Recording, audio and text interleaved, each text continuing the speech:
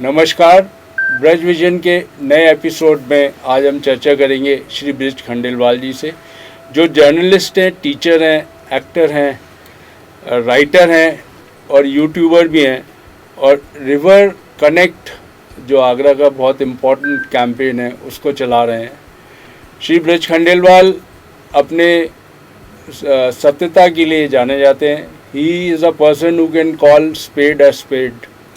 तो श्री ब्रिज खंडेलवाल जी, आपका स्वागत है। Thank you. आप एक बहुत famous campaign, river connect campaign आप चला रहे हैं, तो उसके बारे में थोड़ा। रिवर कनेक्ट कैंपेन नाम थोड़ा बाद में दिया गया। यमुना को लेकर के हमारी जो लड़ाई चल रही थी वो काफ़ी पुरानी है, अर्ली 80s से चल रही है, पर वो टुकड़ों में चल रही थी। फिर इत्तेफाक से क्या हुआ कि एक वहाँ गार्बेज का डंप था नदी के किनारे, कूड़े का ढेर। हमें लगा इसको सफाई करके या थोड़ा इसको पौधे लगाएं। वो किया, वहाँ पर हमें सहयोग मिला हरविजय बाहिया का, लेट अशोक जैन सीए का, उन लोगों ने काफ़ी मदद करी और वो स्पॉट अच्छा डेवलप हो गया, ग्रीन स्पॉट।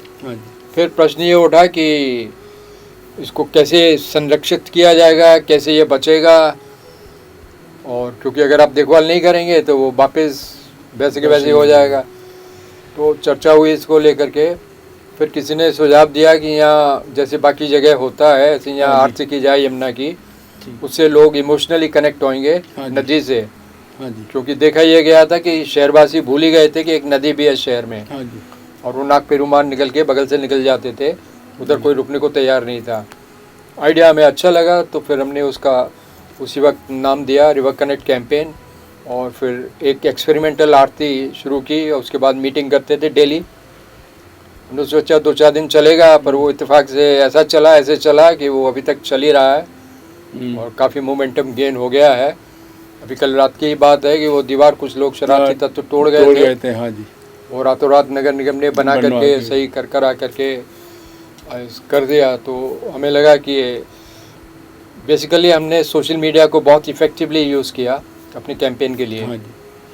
और हम ये लोगों को प्रोत्साहित करते हैं कि वहाँ सेल्फी लें, फ़ोटो लें यमुना के साथ, मीडिया पर डालें, इंस्टा पे डालें, तो खुश हों उसको लेकर के, नदी को लेकर के, और एक फील करें कि यार ये कितनी इम्पोर्टेंट नदी है और क्या हालत है इसकी।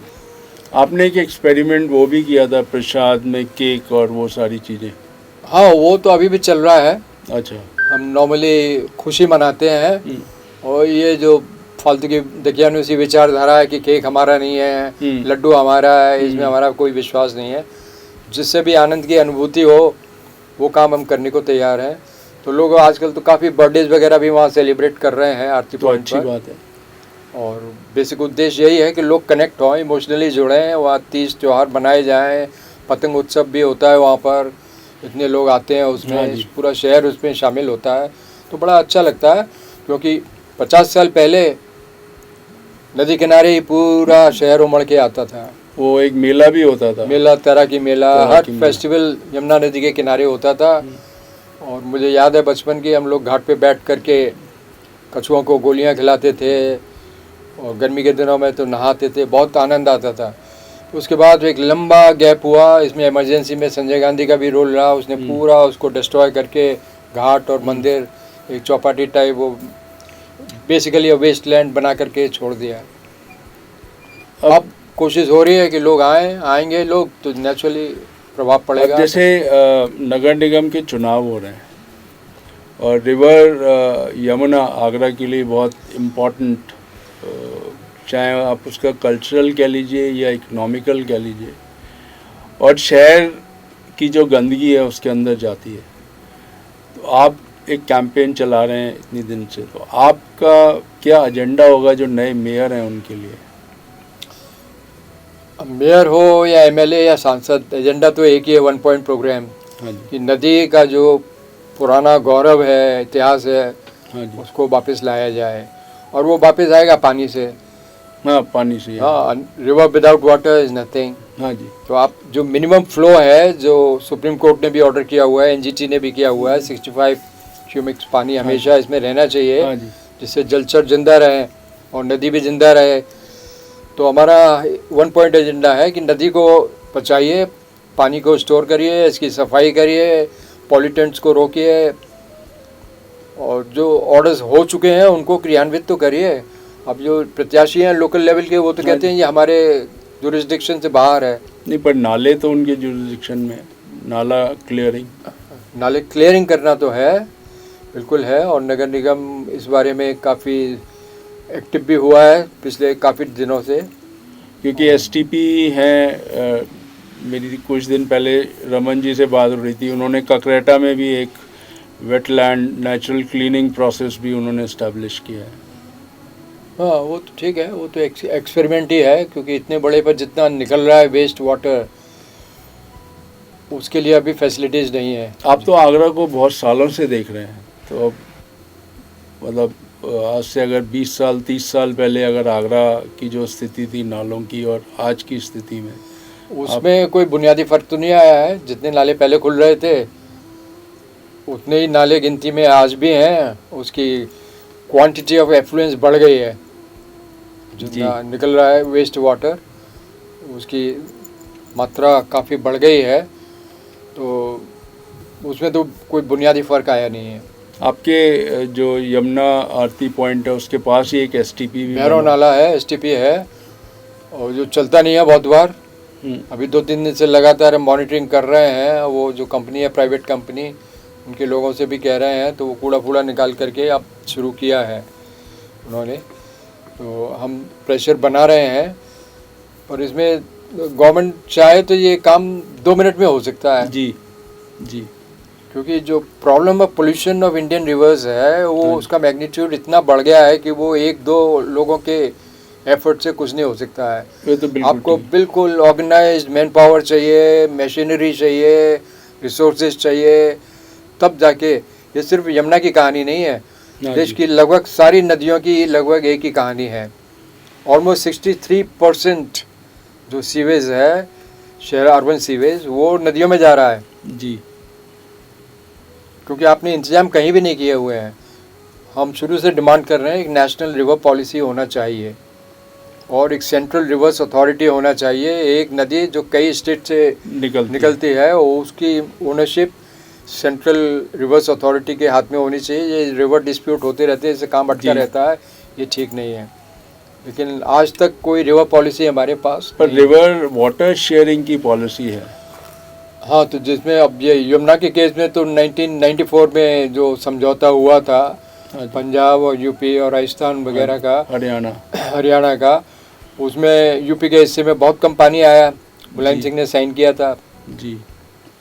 उसको रिविजिट करना चाहिए, और जो डाउन स्ट्रीम सिटीज़ हैं उनके अधिकार सुरक्षित करना चाहिए ना जी। आगरा का शेयर हमें दिया जाए कि वो ऊपर क्यों रोक लिया जाता है। गोकुल में भी पानी रोका जाता है, जो आगरा गोकुल में तो रोका, चलो यूपी रोक रहा है, पर ओखला में क्यों रोक रहा है? यूपी गवर्नमेंट क्यों रोक रहा है? दिल्ली के लिए। हाँ, हथनी कुंड में भी सबसे पहले रोका जाता है। बेसिकली तो वहीं खत्म हो जाती है नदी, उसके बाद तो नाले जिंदा रखते हैं इसको। बड़ा दुर्भाग्य है। जो हमारे पब्लिक रिप्रेजेंटेटिव्स हैं, वो आपका उनसे इंटरेक्शन में कैसा एक्सपीरियंस रहा है? इंटरेक्शन बहुत इंटेंसिव हुआ है, हर किसी से हुआ है, और हर पार्टी का रिप्रेजेंटेटिव हमारे आरती पॉइंट पर आ चुका है, वायदे कर चुका है, लेकिन एक्शन कुछ नहीं हुआ है। वो कहते हैं कि वो तो ऊपर से होगा, हमारे लेवल से कुछ नहीं होगा। नहीं, लेकिन जो पब्लिक रिप्रेजेंटेटिव है, अगर वो ऊपर के लेवल पे अगर लेटर लिखता है तो उसका जवाब या प्रेशर बिल्ड करता है, तो उस पर मूवमेंट 1 हफ्ते में, ज़्यादा से ज़्यादा 10 दिन में हो जाता है। हम और आप जो सिटीजन्स हैं वो प्रेशर बिल्ड करते हैं, तो उसका सालों साल तक कुछ इम्पैक्ट नहीं होता। ये बात तो सही है। तो कहीं ना कहीं या तो उनकी प्रायोरिटीज़ में नहीं है जी। सिंपल सी बात है। मैं तो ये बोलता हूँ पॉलिटिक्स तो वोटों के हिसाब से चलती है जी। जहाँ उनको वोट मिलेंगे जिस एक्टिविटी से और जिस वोट बैंक के ज़रिए, वो सबसे पहले प्रायोरिटी उसको देंगे जी। अब जैसे कि यमुना की बात हो रही है, और आगरा के बहुत सारे प्रॉब्लम्स लंबित हैं बहुत टाइम से। हाँ जी। उनका सोल्यूशन नहीं हुआ, एक मेट्रो ट्रेन आपने दे दिया, जिसमें आप ना सुप्रीम कोर्ट की मानने को तैयार है ना DTZ की, और किसी ने मांगा भी नहीं था। हाँ, ये तो जो नहीं मांगते वो मिलता है, जो मांग रहे हैं उन पर गौर नहीं होता है। ये एक अजीब तरह की राजनीति है। आपने तो इलेक्शन भी लड़ा था। मैंने लड़ा था 93 में और मुझे 375 वोट मिले थे। वो भी मुझे हैरानी हुई कि उन लोगों ने अपने वोट खराब किए मुझे दे करके। नहीं मतलब इससे तो ये समझ में आता है कि जो पढ़े लिखे, जो शहर के लिए सोचते हैं, उनके लिए जनता वोट देने में हिचकिचाती है। हाँ, वो तो ऑब्वियसली, ये तो इंडियन डेमोक्रेसी का ये पहलू तो है ही है कि जिनको होना चाहिए वहाँ पर वो नहीं हो सकते हैं फॉर वेरियस रीजंस, क्योंकि हम जाति धर्म की बात करेंगे नहीं, हाँ जी। समझदारी की बातें करेंगे, उसके अभी कोई मार्केट है नहीं। आपने फिल्म में भी काम किया है, एक पैडल करके एक फिल्म। पैडल में भी किया, 5-6 फिल्में हो चुकी BBC हैं। की इंडिया ऑन 4 व्हील्स भी किया और नेशनल ज्योग्राफिक की तो काफ़ी बड़ी डॉक्यूमेंट्री थी, उसमें काफ़ी बड़ा रोल उन्होंने मुझे दिया प्ले करने के लिए एज एन एक्टिविस्ट। हाँ जी। ये सब तो करते रहे हैं, पर इसी से ही जो कॉन्शियसनेस बढ़ रही है वही हुआ है, पर गवर्नमेंट के लेवल पर तो कुछ भी ट्रांसलेट नहीं हुआ है एक्शन में। पर आपका प्रयास आप जारी रहे कि कहते हैं कि भाई करत करत अभ्यास से जड़ मत हो सुजात, हाँ, रसरी आवत जात है, सिल पर पड़त निशान। बिल्कुल बिल्कुल, और वो जो प्रक्रिया है या प्रोसेस है उसको हम एंजॉय करते हैं, क्योंकि हमारा आपने इम्पैक्ट किया है क्रिएट नाउ। अगर आगरा की बात आती है तो रिवर कनेक्ट कैंपेन कहीं ना कहीं एक कोने में हाईलाइट होता है। वो तो मुझे नहीं मालूम है, लेकिन अगर डेट्स की बात करेंगे, हाँ जी, तो सबसे पहले ताजमहल को बचाने के लिए और यमुना के लिए आवाज़ मैंने 74 में उठाई थी। हाँ जी। और वाइडली पब्लिश था, काफ़ी इंटरव्यूज़ मेरे न्यूज़पेपर्स बाहर के अखबारों में हुए भी, हमने भूख हड़ताल भी करी, मथुरा रिफाइनरी को रोकने की कोशिश की। हाँ। वो किया, वो दैट्स पार्ट ऑफ हिस्ट्री। बाद में ये लोग आए हैं मैदान में, MC मेहता और सब। शुरुआत तो हमने ही कर दिया था, किसी भी तरीके से रिफाइनरी ना लगे, रिफाइनरी लगेगी तो आगरा को भुगतना पड़ेगा। और ये हुआ, उसके पॉल्यूशन का जो ठीकरा था वो फैक्ट्रीज वगैरह आगरा पर फोड़ दिया गया। खैर, अब दैट्स हिस्ट्री। अब मुझे लगता है जो भी हुआ अच्छा ही हुआ, क्योंकि क्वालिटी ऑफ लाइफ आगरा में इम्प्रूव हुई है। आप मानते हैं? ये तो मैं मानता हूँ। आप तो AQI देख लीजिए दिल्ली का, हाँ, वो ग्रीन में रहता है। हाँ। तो उसका मतलब है वो कि एयर क्वालिटी में इम्प्रूवमेंट हुआ है। जो है पोल्यूशन वो है डस्ट का जी। और डस्ट के 2 सोर्सेज हैं यहाँ पर, जो बार बार मैं कहता हूँ। एक तो ड्राई रिवर बेड और दूसरा जो डेजर्ट नज़दीक में है, क्योंकि 8 महीने वेस्टर्ली चलती हैं हवा। जी। अरावली में गैप्स हो गए हैं माइनिंग की वजह से। तो अरावली जो रेंज जो वॉल का काम करती थी पहले, रोकती थी डस्ट को, वो नहीं रोक पा रही है और सीधी डस्ट आगरा में आ रही है।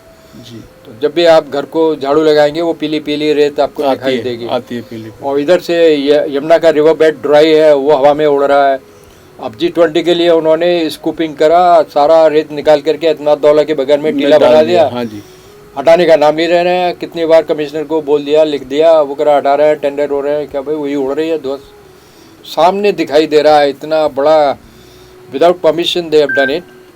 पर इसमें रिवर जो अथॉरिटी या जो जल शक्ति मिशन है, वो मिनिस्ट्री कुछ कॉग्निजेंस नहीं लेती है इन सब चीज़ों का? उन्होंने पूछा ही नहीं है। सिंचाई विभाग ने किया है, वो सोचते हैं कि उनको सब राइट्स है कुछ भी करने के लिए।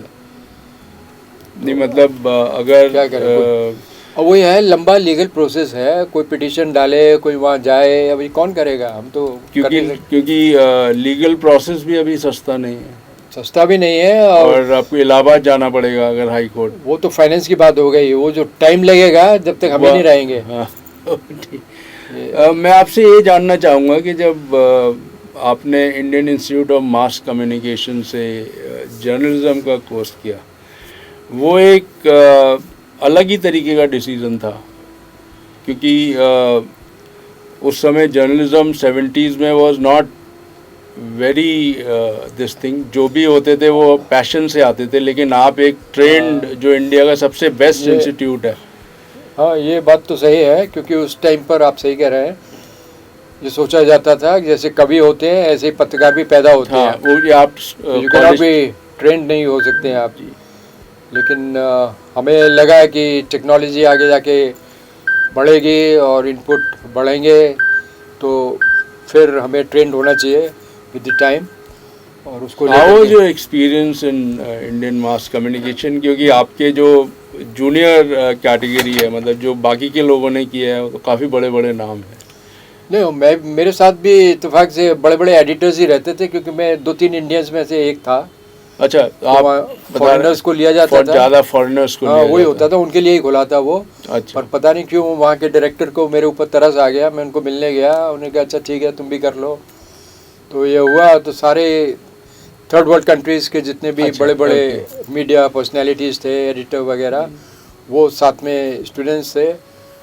तो बहुत सारी चीज़ें उनसे सीखने को भी मिली, और मुझे पहली बार वहाँ तब पता लगा कि आज़ादी क्या होती है, क्योंकि उन लोगों को आज़ादी का कोई समझ ही नहीं आती थी कि कोई फ्री हो सकता है। और जब मैं नेताओं को गालियाँ बकता था तो पसीना उनको आता था, वो घबरा जाते थे कि हाँ पुलिस आ जाएगी, ये हो जाएगा वो हो जाएगा। और मेरे को ये समझ नहीं आती थी कि ये इतने डरपोक क्यों हैं, इसमें क्या डरने की बात है, ये तो डेमोक्रेटिक राइट है नेताओं को सुनाना और उन पर गालियाँ बकना भी, ये डेमोक्रेटिक राइट है हमारा। तो ये तो उस तरीके से एक्सपोजर बहुत जल्दी हो गया मुझे। हाँ जी। और आपने काफ़ी पॉलिटिशियंस के साथ भी काम किया है, उनके जर्नल्स को आपने हाँ, ये तो क्योंकि मैं शुरुआत में उस ज़माने में थोड़ा बहुत अभी भी हूँ, लेफ्टिस्ट ही मानता था अपने को। तो हर पढ़ा लिखा लेफ्टिस्ट है इंडिया। वो तो, पर मैं पार्टी से नज़दीकी से जुड़ा हुआ था, सोशलिस्ट मूवमेंट से, जॉर्ज वगैरह के साथ। हाँ जी। और प्रतिपक्ष भी उनके साथ निकाला था। फिर राजनारायण का जन साप्ताहिक जो निकलता था उसका भी मैं एडिटिंग किया। तो थोड़ा रुझान था, ट्रेड यूनियन मूवमेंट वगैरह सब, रेलवे स्ट्राइक वो सब किया था। जो जॉर्ज फर्नांडिस की फेमस रेलवे स्ट्राइक, हाँ 74 का, उसने ही रास्ता खोला कि जब इमरजेंसी लगे और इंदिरा गांधी बौखला गई थी। तो वो सारे एक्सपीरियंसेस थे, और मुझे लगता है कि उससे मेरे जर्नलिज्म में बहुत ताकत आई, क्योंकि मैं बहुत चीज़ों को नज़दीक से समझ सका। और पैन इंडिया मेरा शायद विज़न हुआ, क्योंकि मैं घूमता रहा झोला लटका करके पूरा गांव शहर जगह जगह काम किया। तो दैट वाज जब मैंने अपना कैरियर शुरू किया था कॉर्पोरेट वर्ल्ड में, तो I used to meet different पत्रकार। जब मैं उनको आगरा कहता था तो वो आपका नाम लेते थे, and I didn't when I came back to Agra then I inquired. वो तो मुझे नहीं मालूम है, पर but you are still one of the best journalists in the I country. don't know, but I was lucky in the sense कि मेरे को अच्छे लोगों के साथ काम करने के मौके मिले। इंडिया टुडे मैंने शुरू किया जब 2-4 लोगों के साथ, फिर वो इमरजेंसी में बिक गया तो हम लोग सारे बाहर आ गए। और आपने किताब भी लिखी है? किताब भी लिखा, 2 किताबें लिखी थी, टुवर्ड्स न्यू एनवायरनमेंट और Taj Mahal in the pollution cauldron, दोनों बिका गई। उस वक्त मुझे आइडिया नहीं था कुछ पैसे बन सकते हैं किताब लिखने से, तो मैंने बहुत सस्ता 100 रुपये रखा तो फटाफट बिका गया। आपने रीप्रिंट नहीं करा? मैंने नहीं किया। मुझे लगता है यह किताब क्या लिखना हुआ है, गूगल जब है नहीं, पर किताब का एक अपना हाँ वो बेसिकली चार्म क्या, ईगो टिटिलेशन है बेसिकली, कि किताब लिखी है आपने और जो भी आपको मिल रहा है उसको एक कॉपी भेंट कर दीजिए, खुश हो जाइए। अभी भी लोग मुझे कह रहे हैं 50 ईयर्स हो गए हैं जर्नलिज्म में। हाँ जी, हाँ आपके 50। तो आप एक लिख दीजिए। मैंने कहा it's a very time consuming process, देखते हैं। नहीं, बट आपने जब जर्नलिज्म स्टार्ट की थी और आज की जर्नलिज्म में आप क्या चेंज पाते हैं या क्या बेटरमेंट पाते हैं? नहीं, हम लोग टेक्निकल जो टूल्स हैं हमारे पास वो इतने ज़्यादा हो गए हैं कि अगर हम चाहें तो बहुत अच्छा जर्नलिज्म हो सकता है, इसमें कोई शक नहीं है, क्योंकि रिसोर्सेज हैं, कंटेंट है। आप इंटेंशंस का फ़र्क हो सकता है। पहले समाज को बदलने की इंटेंशंस होती थी, सपने देखे जाते थे, आदर्शवादी थे। अब आज की जो पीढ़ी है, मैं आई डोंट ब्लेम देम, वो पैकेज की बात करता है हमेशा, लाइफ स्टाइल की बात करता है, तो उनका बिकना आसान हो गया है।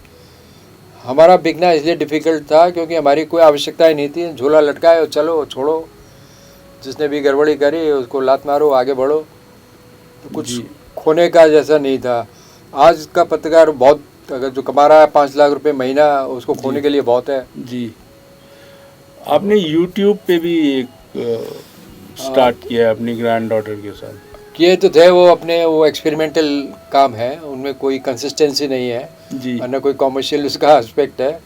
जब it is a good media to express. Absolutely, और we should And, use that. तो मैं तो हर पत्रकार को यही समझाता हूँ, पढ़ाता हूँ इसलिए कि भाई आप टेक्नोलॉजी को एक्सप्लोर करो, उसके जितने भी हैं तो आप उसको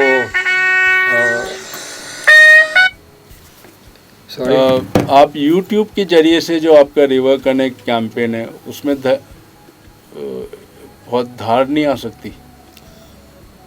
आ तो सकती है, पर वो उसके लिए रिसोर्सेज चाहिए और फिर वो कमर्शलाइज करना पड़ेगा। किसी भी चीज़ को कमर्शलाइज करो तो फिर नेचुरली कॉम्प्रोमाइज़ भी करने पड़ते हैं। नहीं, पर इसमें तो आपके ये मीडिया तो आपके अंडर कंट्रोल है। हाँ, पर मेरे को इसलिए ज़रूरत नहीं है कि मेरे पास ऑलरेडी बहुत प्लेटफॉर्म्स हैं जी। और जिस एजेंसी के लिए मैं काम करता हूँ वही वर्ल्ड वाइड उसका अपना स्प्रेड है, IANS। हाँ, तो अगर मैं लिख देता हूँ तो वो सैकड़ों जगह छप जाता है और वो गूगल के माध्यम से। मैं अंडरस्टैंड करना चाहता हूँ, आप रिवर यमुना पे बहुत कुछ लिखते हैं, इंटरनेशनली भी जाता है, तो does it impact on the country's image और does it they put a pressure when they meet the government senior officials या पॉलिटिशियंस या मिनिस्टर्स, दे मेंशन इट कि भाई आप यमुना के बारे में क्या कर रहे हैं? नहीं, ऐसा तो कभी नहीं होता है, क्योंकि ये तो हमारा इंटरनल मैटर है। तो बाहर की कंट्रीज़ क्यों हमें बोलेंगे या हम क्यों उनका लेंगे एडवाइस? मैं भी as a self respecting Indian मैं भी ये बर्दाश्त नहीं करूँगा कि कोई हमें बताए। हम बताने को तैयार हैं औरों को, हम बताएंगे जी। वो हमें क्यों बताए। तो लिखने का उद्देश्य वो तो नहीं है कि कोई इंटरनेशनल प्रेशर डलाना है जी। न्यूज़ स्टोरीज़ हैं, कुछ हो रहा है, एक्टिविटीज़ हो रही हैं तो उसको रिपोर्ट के जैसे लिखते हैं। क्योंकि मैंने काफ़ी यहाँ पे ऑर्गेनाइजेशंस हैं वो फॉरेन प्रोजेक्ट्स लेते हैं, यूनिवर्सिटीज़ के NGOs हैं, and they do study about the India because they are interested in studying what is happening in India and they give the report there. Yes, they do that. और वो क्योंकि funding होती है तो हाँ। Naturally उसमें थोड़ा बहुत कॉम्प्रोमाइज़ होती होगी, मैं अंदाज़ लगाता हूँ। लेकिन हम लोग तो विदेश से कोई 1 रुपया भी नहीं लेते हैं, देश से भी नहीं लेते हैं। You do it on your own. अगर कर सकते हैं तो कर लेंगे, नहीं करते हैं तो अपना स्वाभिमान नहीं बेच सकते हैं कि कोई हमको बताए कि ये लिख दो। जी। और आज तक ईश्वर ने ऐसे बचा रखा है कि कभी किसी एडिटर की हिम्मत नहीं है कि वो कहे हमें ये लिखो। जी नहीं, मैं तो सिर्फ जो आपका यमुना रिवर कैंपेन है, नहीं उसमें भी हम किसी से पैसा नहीं लेते हैं, कुछ नहीं लेते हैं। आप बिल्कुल क्लियर है इस बारे में, 1 रुपया भी नहीं लेते हैं जी। और जिसको टाइम है वो आ जाए, जुड़ जाए, और नहीं तो बात मतलब टाइम की जो कंट्रीब्यूशन है that is more important naturally, because आप उस सीरियस हैं, पैसे तो हर कोई दे देगा जी। और आधा घंटा आकर के इंतजार कर ले, काम कर ले। और उसका इम्पैक्ट ये भी होता होगा कि जब वो वापस जाता है तो वो 2 लोगों को तो बताता ही होगा कि यमुना के बारे में हमें सोचना चाहिए। मैं अंदाज लगाता हूँ ऐसा होना चाहिए, पर पता नहीं होता है कि नहीं होता है। लेकिन हम ड्रामेटाइज तो करते हैं अपनी एक्टिविटीज़ के थ्रू जी। जैसे हमने लगातार रेत स्नान किया है जी। कई सालों से कर रहे हैं जी। नदी के बीचों बीच रेत से नहाते हैं क्योंकि पानी नहीं है, गंदा पानी है, तो उसको बहुत माइलेज मिला और इंटरनेशनल कवरेज उसको मिला, उससे वो इशू हाईलाइटेड हुआ। नेशनल मीडिया ने भी उसको नेशनल भी किया, इंटरनेशनली भी चला वो, तो बहुत उसका ज़बरदस्त प्रभाव पड़ा होगा ऐसा मैं समझता हूँ। नहीं, अभी इतना तो प्रभाव पड़ा है कि लोग अब यमुना की बात करने लगे हैं। हाँ, ये तो जो आप बता रहे थे कि लोग भूल गए थे कि यमुना रिवर भी शहर में, बिल्कुल वो अब करने लगे हैं और लोग टाइम भी निकाल के वहाँ जो यमुना व्यू आरती पॉइंट है उस पे आते हैं। और उसका पूरे का ब्यूटिफिकेशन भी नगर निगम ने किया, एडीए ने किया, स्मार्ट सिटी ने किया, मेंटेन करते हैं। वो पूरी पट्टी मतलब अच्छी हो गई है। हाँ जी। और यमुना किनारे तो ये थोड़ा सा फ़र्क तो आया है, बिल्कुल आया है।